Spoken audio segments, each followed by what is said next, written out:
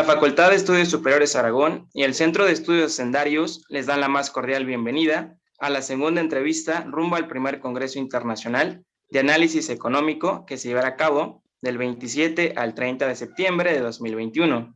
Contaremos con la participación de 14 países y más de 10 universidades nacionales. El día de hoy contamos con la presencia del maestro Miguel Ángel Barrios, quien realizó sus estudios de posgrado en economía en la Facultad de Economía de la UNAM, ha sido docente sobre materia económica, política, realizó sus estudios de capitalismo e investigación sobre economía mundial y cambio climático. Actualmente, coordinador de la licenciatura en Economía en la UAM Azcapotzalco. Muy buenas tardes, maestro Miguel Ángel.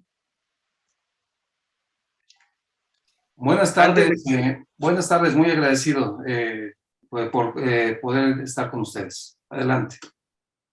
Muchas gracias, maestro. Antes de comenzar con nuestra entrevista, cedo la palabra al maestro Carlos Loesa Manzanero, coordinador del Centro de Estudios Hacendarios, quien es el principal responsable de la organización de este magno evento. Adelante, maestro Carlos.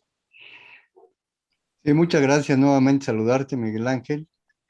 Señalarte con mucho entusiasmo que el Centro de Estudios Hacendarios de la Facultad de Estudios Superiores Aragón tiene a su cargo todo un programa de un ciclo de entrevistas con especialistas, como es tu caso, para un análisis muy importante o de una temática de lo más relevante para nuestra economía y que significa la recuperación económica tanto en países desarrollados como en América Latina.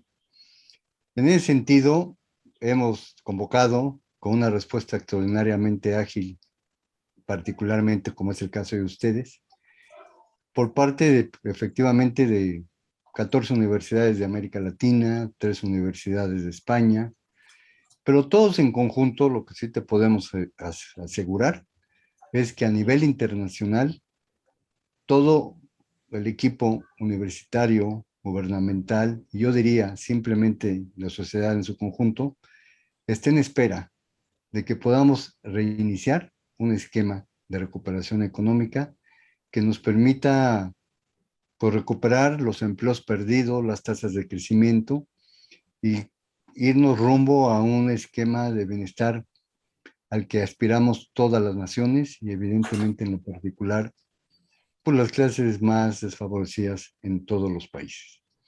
Entonces, la verdad, es un gusto tenerte con nosotros, sabemos de tu expertismo en la materia y simplemente decirte que por conducto del Centro de Estudios Hacendarios, el director de la FES Aragón UNAM, igual se complace de que estés con nosotros, te mando un cordial saludo y al igual que a ti, todos los colegas de la UAM y particularmente pedirte un mensaje para que todos tus estudiantes y todos los interesados de la Autónoma Metropolitana, en este caso de Azcapotzalco, pues yo diría de cualquier universidad, incluyendo cualquiera de las 3 UAMs, pues estamos complacidos de poder contar con tu participación y de verdad esperar que esto pueda generalizarse con todos tus colegas, insisto, con sus estudiantes, y que podamos arribar a mejores escenarios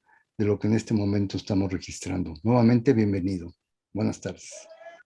Buenas tardes. Muchas gracias, profesor Carlos Loesa Manzanero, por la muy bonita bienvenida y pues me siento muy contento. Adelante. Sí, muchas gracias, maestro. Para comenzar con nuestra entrevista, hemos notado que una de las variables mayormente afectada debido a la actual crisis sanitaria y que se vive en todo el mundo es el incremento de la tasa de empleo. En ese sentido, particularmente en la zona de Latinoamérica, ciertos niveles de migración, pobreza, desempleo. ¿Considera usted, maestro Miguel Ángel, que ya existía un contexto desfavorable para la creación de empleo previa a la pandemia? Bien, muy interesante la pregunta, realmente muy relevante y de mucho contenido. El fenómeno de la pandemia, derivada de la pandemia, derivada en enfermedad del COVID-19 originada por el virus, el SARS-CoV-2, desde finales del 19, pero todo su esplendor en el 20, con epicentro en esta ciudad que ya sabemos, Wuhan, China, y que después ha tenido otros epicentros parciales como en Italia, Europa particularmente, luego en Sudamérica, Brasil y Estados Unidos. Considero que la pandemia ha venido a mostrar grandes problemas estructurales que ya, ya se tenían registro a lo largo de las economías latinoamericanas. Y sin duda alguna, también quisiera hacer una mención de que América Latina, aunque seamos un subcontinente relativamente homogéneo en términos de historia y de lenguaje, somos muy diferentes en materia de lo que hemos tenido como penetración y desarrollo histórico del capitalismo. Eso lo quiero dejar de manera muy clara y hacer patente al respecto. De tal forma que las estructuras económicas, políticas y sociales se han venido desarrollando de diferente manera. Esto ha traído también que sus conexiones hacia el mercado mundial sean diferenciadas. Es muy diferente la conexión de Brasil, Argentina, Chile, históricamente, desde la década de los 70, a la de México en los 80 y predominantemente en los 90. Entonces, recogiendo esta pregunta para entrar en materia y en detalle con algunos números, América Latina, con esta diversidad, ha mostrado ante este sismo pandémico que las bases y los fundamentos de la economía capitalista latinoamericana ya tenían fuertes contradicciones. De por sí, cuando llega la pandemia y todo 2020, se generaron problemas de crecimiento económico, ¿sí? Tuvimos fuertes caídas. Quisiera, tal vez, si me lo permiten, destacar algunos números en materia de tasas de crecimiento del PIB. América Latina en su conjunto cayó 6.8%. Toda la información que voy a utilizar es de la CEPAL, que nos permite tener un referente muy específico porque le da seguimiento a toda la región en 2020, y tenemos pronósticos pues de recuperación del 5.2 y del 2.9 al 2021 y 2022 respectivamente. Sin embargo, siguiendo los efectos que ha generado esta pandemia en su informe especial llamado COVID-19, ¿sí? COVID-19 respuesta por parte de la CEPAL, en su número 11, recientemente publicado hace poco más de un mes, el 8 de julio, saca este número 11 diciendo que la recuperación en América Latina y el Caribe será una paradoja, porque tenemos que encontrar el crecimiento que sea persistente a través de los problemas estructurales. ¿Cuáles son? Los de desigualdad, los de pobreza, los de inversión y los de baja productividad. Y de aquí, pues por supuesto, vamos a tener los problemas de empleo. De aquí que para 2020 el crecimiento de la actividad económica también haya sido diferenciada por sus regiones. México, punto y aparte, pero Centroamérica bajo una forma más limitada. No se diga los países caribeños. Los países caribeños prácticamente parecen un espacio olvidado. Pero la otra región es Sudamérica. Ahora, eso es lo que también pretendo comentar, que hay tasas de crecimiento desde muy, muy profundas, como la de República Bolivariana de Venezuela, con 30% en la caída, de acuerdo a los datos de la CEPAL, y pues de casi del 10% en Argentina, en México con el 8.3%, países que son de peso o Brasil con 4.1% y Chile 5.8%. Esto, por supuesto, de por sí ya se tenía problema en el crecimiento económico desde hacía ya pues, décadas, porque habría que identificar que bajo la transformación del capitalismo desde la década de los 70 y esta apertura comercial y la desregulación financiera, se trajeron muchos problemas que se fueron arrastrando. Fíjense, en términos comparativos,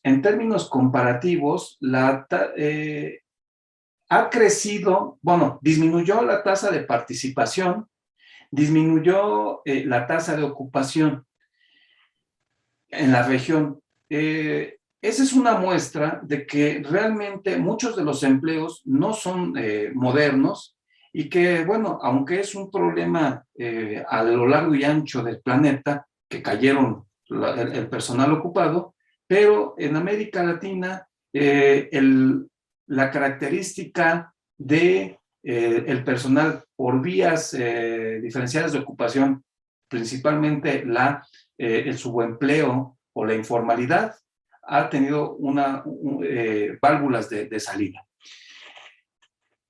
¿Qué es lo que pasa? ¿Dónde encontramos, yo creo, el principal problema de que América Latina no crezca, tenga problemas de crecimiento, no por rebote económico, porque bueno, eso lo vamos a tener todos, seguramente alrededor del mundo, sino que logremos regresar a la tendencia de largo plazo, ojalá creciente, a lo que era el 2019. La variación interanual del número de ocupados para 2020, para el número de ocupados, el número de ocupados disminuyó en 9% para la región, ¿sí? Impacta más a las mujeres en 10% que a los hombres 8%. Y la tasa general de participación, bueno, mejor me concentro en la tasa de desocupación, se incrementa 2.5 promedio regionalmente y es prácticamente equiparable 2.4 y 2.6 para hombres y mujeres. Pero subrayo, el verdadero problema que tiene la región diferenciadamente es un problema que no se ha podido solucionar a través de los procesos de acumulación y el fortalecimiento de los estados-nación que fortalezcan sus cadenas productivas, ¿sí? Entonces, esto, por supuesto, provocó que para el 2020 la variación del número de ocupados cayera considerablemente en todos los ámbitos. Por ejemplo, nada más con esto y termino esta pregunta. En asalariados y trabajadores por cuenta propia, de 7.3 y 7.6% respectivamente. O sea, todo personal ocupado cae. Pero sin duda alguna, el servicio doméstico es el más golpeado, con prácticamente el 21%.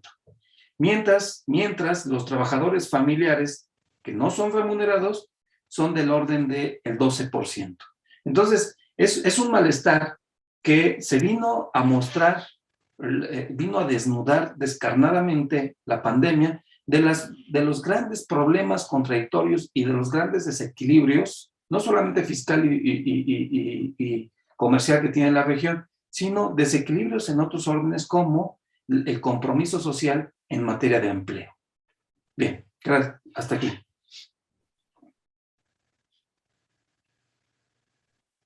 Muchas gracias, maestro Miguel Ángel.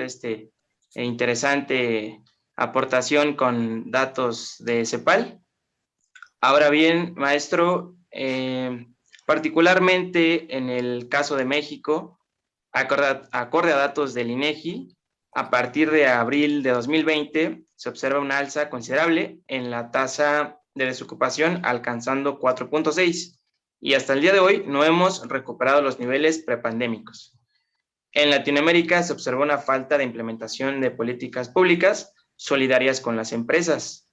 Maestro Miguel Ángel, con base en este planteamiento para el caso de Latinoamérica, ¿qué obstáculos identifica para la recuperación del empleo? Bueno, principalmente la fuerte dependencia de las economías hacia el sector externo. Es decir, nuevamente, la diversidad de los países. México tiene un problema estructural de interconexión hacia el mercado mundial, dependiente profundamente de Estados Unidos. Entonces, si Estados Unidos se logra recuperar, pues seguramente lo hará México. Pero no es una condición sine qua non, sino que depende de muchos factores. Depende del actuar de la esfera política en materia del apoyo a empresas. Seguramente será bajo un régimen atractivo de política fiscal. No obstante, hablar del apoyo a empresas corresponde a una diversidad también de empresas. Tan solo en tamaños y en sectores ya es una diferencia. Si un alto porcentaje, un muy alto porcentaje de los ocupados son por medio de empresas micro, pequeñas, medianas empresas, ¿sí? Alejándonos de los grandes pesos pesados, bueno, ahí es donde debería de dirigirse, ¿no? Ese tipo de apoyo fiscal, y lo digo en toda la región. La región también, y déjeme ver si encuentro algún dato referente que nos sirva al respecto, pero la idea es esa, que los países puedan entrar a programas permanentes de fomento a las micro y pequeñas empresas, porque a través de esto, muchas de las personas que están vinculadas a una actividad de servicios podrán incorporarse en su carácter formal y no solamente agregar valor a una economía y a los encadenamientos nacionales o internacionales, ¿sí? Sino que podrá generar fuentes de trabajo y también fuentes de remuneración. Claro, tenemos un fuerte problema, el de la productividad, como lo marca la CEPAL en este documento, y es de que realmente nuestra región ha estado rezagada durante décadas. Tal vez sea un pecado original desde la conquista y los movimientos de independencia que no lograron dar ese salto como programas de industrialización ni a finales del siglo XIX ni a principios del XX. Pero es importante que lo veamos en un sentido positivo. La crisis pandémica no nos está desapareciendo como lo hiciera un meteorito con los dinosaurios, bajo esa hipótesis, sino que tenemos la posibilidad de sobrevivir y continuar. Entonces, es ahí, la crisis se presenta como una oportunidad, al estilo chino, para poder avanzar. ¿Qué es lo que hay que hacer? Pues bueno, detectar ese tipo de sectores clave, yo diría más vinculados al sector servicios, donde la gente pueda generar valor agregado a través de tamaños de empresas micro y pequeñas. Ya tamaños más considerables, ya es otro orden, entran en otra dinámica de competencia, ¿sí? Competencia al interior de un país, teniendo mayores cuotas de mercado, o competencia internacional, dígase intrasectorial o intersectorialmente, pero tienen otro, digamos, bagaje y otro peso. En este sentido, y también es muy importante que cómo lo tengan que hacer los países, bueno, América Latina se ha caracterizado por tener problemas desde la década de los 80 en materia de deuda pública. Y es ahí el apoyo a este tipo de fomento de empresas muy pequeñas, pero sin empeñar al país a través de la deuda.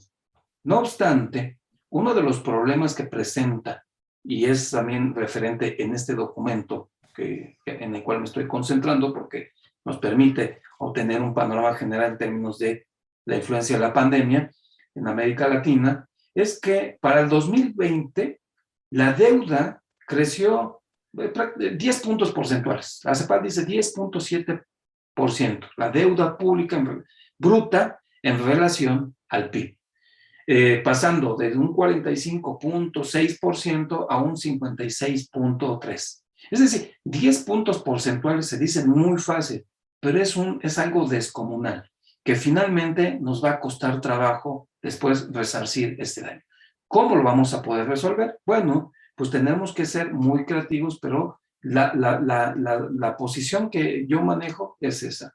En el caso de Brasil, Argentina, Chile, que tienen otra interconexión al mercado mundial, bueno, también, es decir, estamos en un momento histórico en el que la crisis pandémica, ahora aunada a la crisis de cambio climático, está poniendo en jaque al sistema económico y al sistema político con miras, algunos dicen que se está teniendo posiblemente el principio de una crisis civilizatoria o hasta un principio de crisis estructural de donde el capitalismo tenga que reconfigurarse.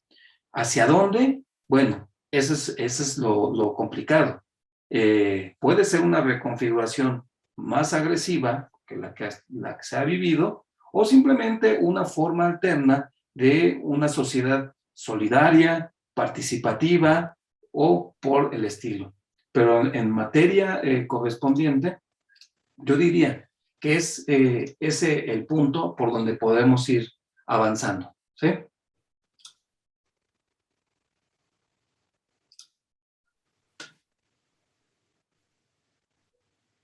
Está apagado el micrófono, disculpe. Así. Sí, muchas gracias. Sí, que de hecho hay ya un gran bagaje teórico, conceptual, para dónde pueden ir los gobiernos, ¿no? Y que precisamente el último planteamiento, profesor, es acerca de esto. Debido a la naturaleza de esta actual crisis sanitaria y posterior crisis económica, el aparato productivo de las economías latinoamericanas se vio afectado. Algunos señalan la importancia que tienen los gobiernos para la recuperación de empleo. Otros señalan la eficacia y habilidad del sector privado en esta materia. Y finalmente la propuesta de dualidad entre los gobiernos y empresas. Maestro Miguel Ángel, respecto a este tema, ¿qué propuesta señala para la generación de empleo?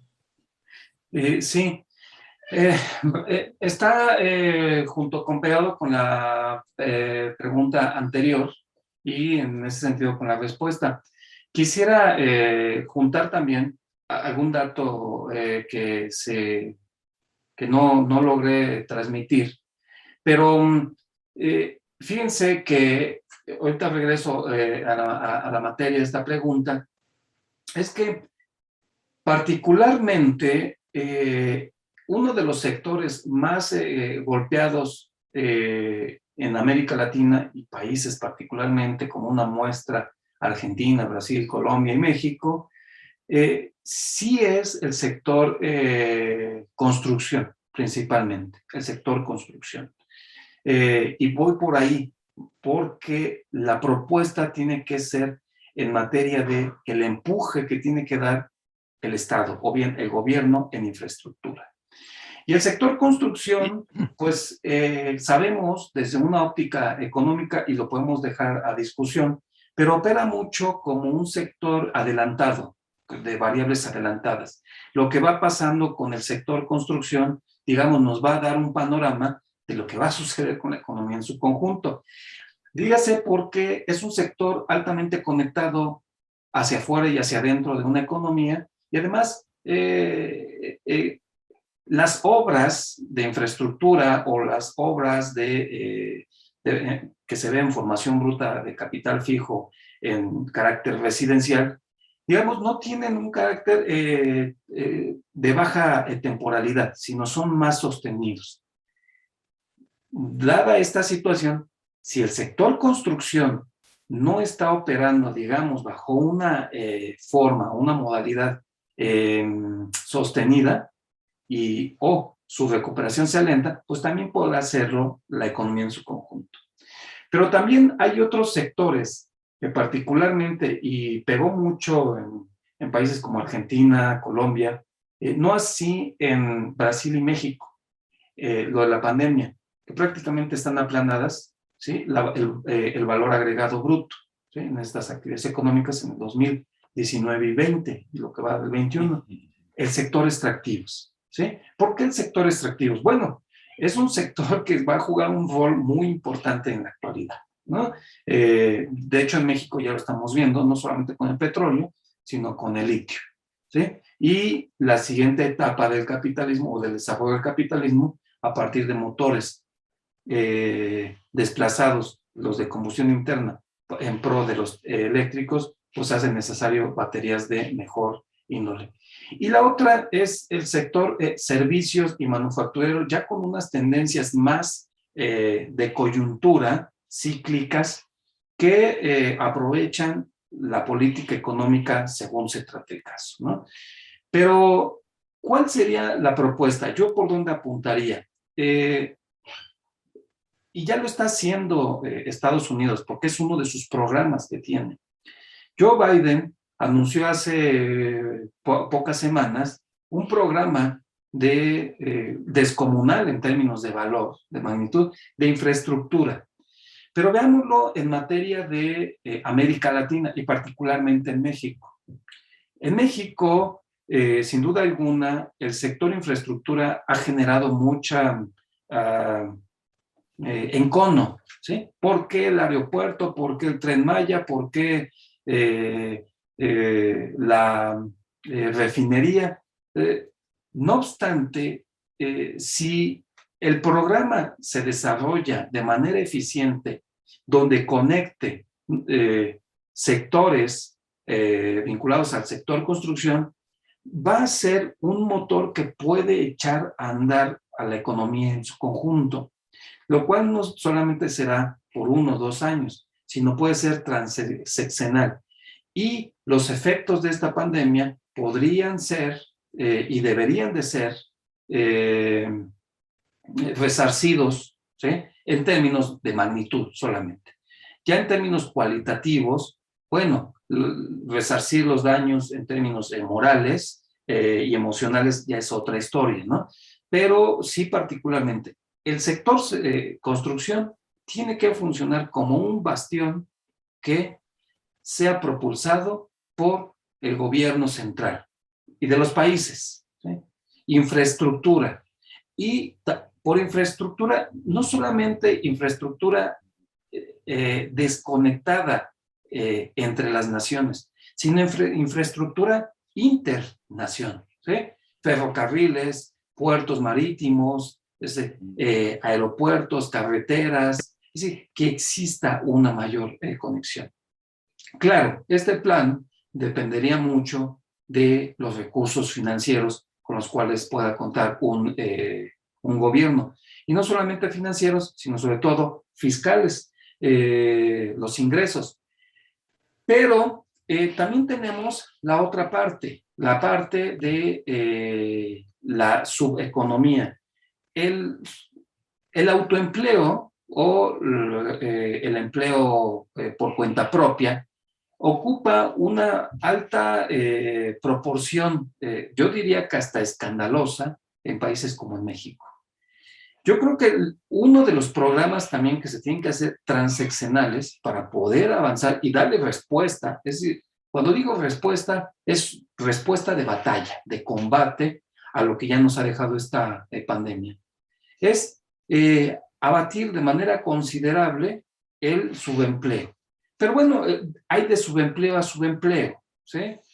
O de autoempleo, más bien, de autoempleo, ¿no? De cuenta propia. Porque mientras está aquella vinculado en el que más a la economía del crimen, que es difícil eso, pero hay otro cuenta propia que se dedica a estar en una actividad emprendedora, es decir, un puesto como ha proliferado ahora con esta pandemia, los puestos de comida que abren el garaje de la casa o en la banqueta, y este fenómeno yo no dudo que se haya, lo desconozco, que se haya replicado a lo largo y ancho del subcontinente.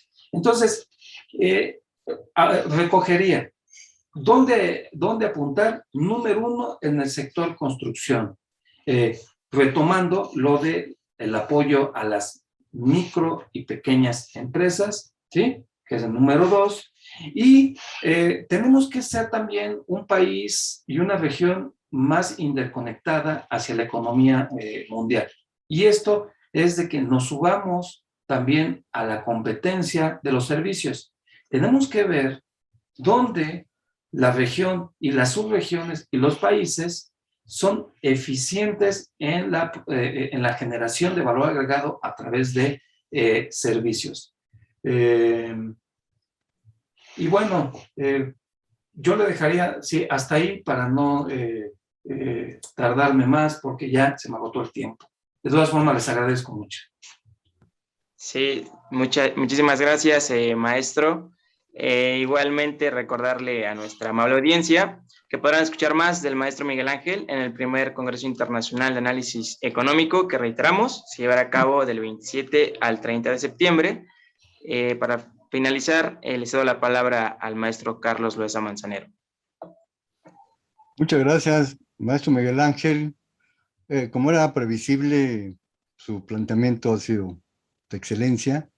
Y de esto último me quiero referir para despedirme, en concreto hacia sus colegas de la UAM o de las metropolitanas y de sus egresados.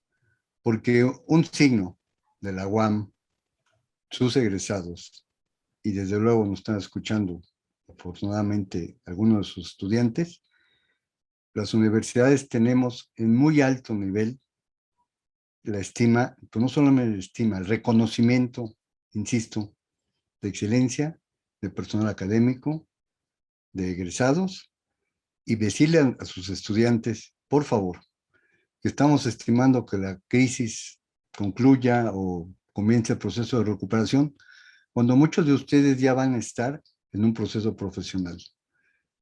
La gran solicitud, particularmente a ustedes y a todos los universitarios que van a tener en ese momento la oportunidad de comenzar a insertarse en el esquema económico del país, pedirles que la gran solicitud y el gran compromiso de todos nosotros se llama la mejora del bienestar de nuestra población. Compañeros de las metropolitanas, qué gusto saludarlos y les mandamos un saludo. Muchas gracias, muy agradecido por esta entrevista. Hace reflexionar y bueno, también generar interlocución y pues mostrar los grandes proyectos a los cuales se tiene que sumar nuestra nación y nuestra región.